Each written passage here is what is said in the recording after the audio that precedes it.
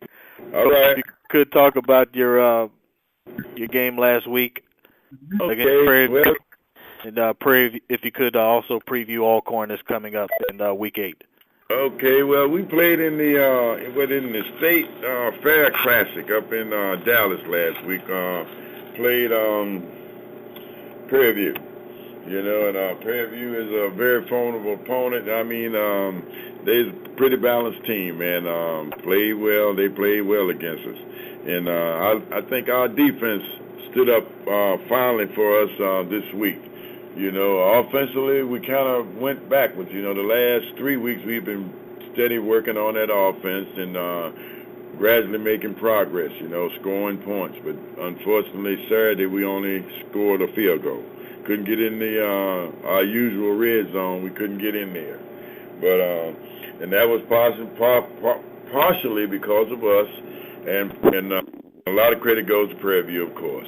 But we opened the game up with a fumble, man. Unfortunately, we threw a little swing pass, and the kid made 12 yards, and they gang tackled him, and the ball came out. So they got the ball on the short end of the field, the plus 20, and defense came in and did a great job. It held them to a field goal. And we came back, and we drove the ball down again, and unfortunately we had an interception. Kid returned that for a touchdown. So right now it's 10-0. So next time we got the ball, we sustained the drive, but of course we couldn't get it in the end zone again, and we got a field goal. So it's 10-3. All right. And right before halftime, we had another chance to either tie the game or either go in the locker room 6-10. But unfortunately, as fate would have it, we didn't score. We got a first down down there, and I chose to run the ball 3 times. Okay, so we ran it 3 times, and we didn't get it in. So, of course, I went for the field goal, and the field goal hit the uprights. So, therefore, you're a 10-3 halftime lead, by Prairie View. They had us 10-3 at halftime. And we came out of the locker room. Again, defense played well. They shut them down 3 and punt. We got the ball and decided to throw a little swing pass to the back. It was behind the line and behind the back. They picked it up, ran it in for a touchdown. So that was another easy touchdown for them. And then we, I believe, threw another interception there, and they got good field position to score. So we had a 14-point swing right there. That being that the game 24, 25-3. Of course, they scored one other time, and we never did get on track offensively. It seemed like every time we got a positive play, we had a flag or somebody, didn't make the play or whatever. But I like to say my defense showed up. They previous 2 weeks they had been giving up quite a bit of yardage. But for all the stat buffs or statistic people. Actually, we had the better statistics, but we didn't have the double.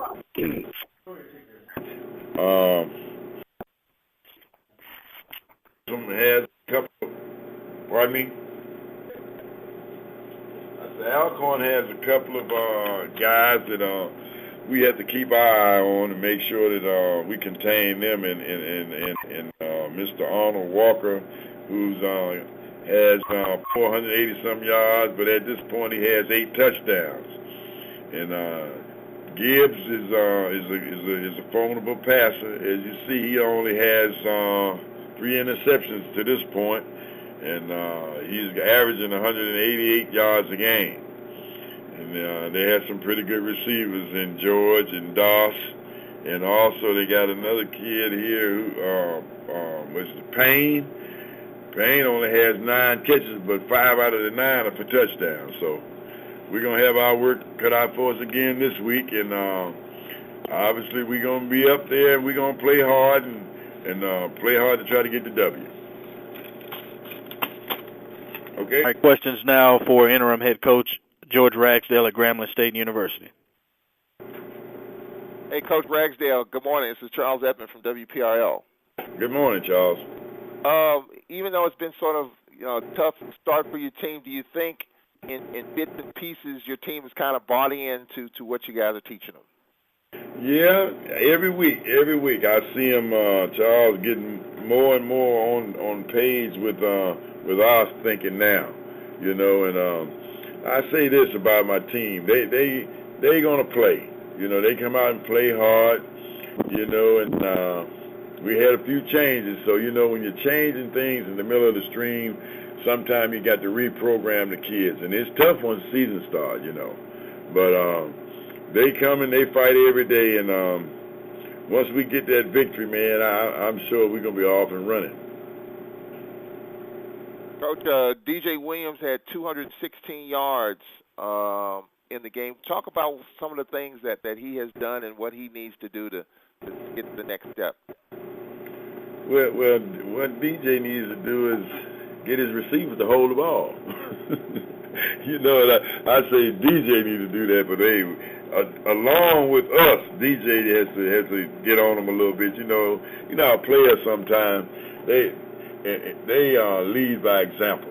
A lot of times they won't be boisterous, but you know I be trying to remind DJ all the time, ask them to catch the ball for you. But, you know, put it on their mind, because DJ made some good throws, and sometimes we don't hold it, man, in crucial times, you know, because if you look at our stats, the end of the game, you know, we got guys with 10 catches, 8 catches, 6 catches, but it's the times that they make those catches. Some of those got to be third down catches, you know what I'm saying, to keep the chains moving and keep the drive alive.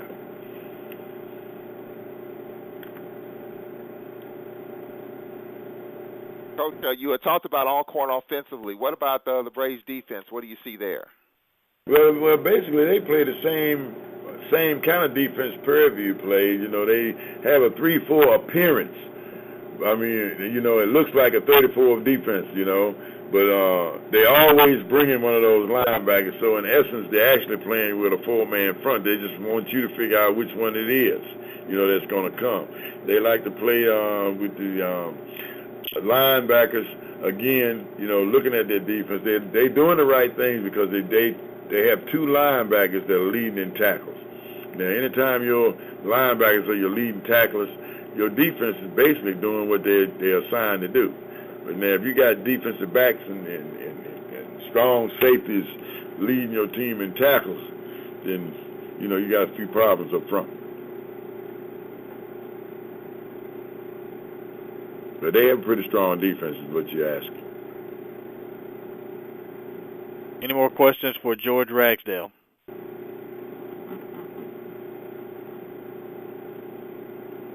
All right, Coach, we apologize for the technical problems and not being able to hear you, but we thank you for joining the call. Well, I apologize for being a little late, man, and you know, I had a press conference upstairs that ran a little long, so I apologize also. Thanks. No worries, Coach. We look forward to talking to you next week. All right. On Victory Lane, I hope. All right, Coach. Thank you very much. All right, man. Have a good day. Yes, sir. That's interim head coach George Ragsdale at Grambling State, and Grambling will face Alcorn State for a 3 p.m. kickoff this coming week.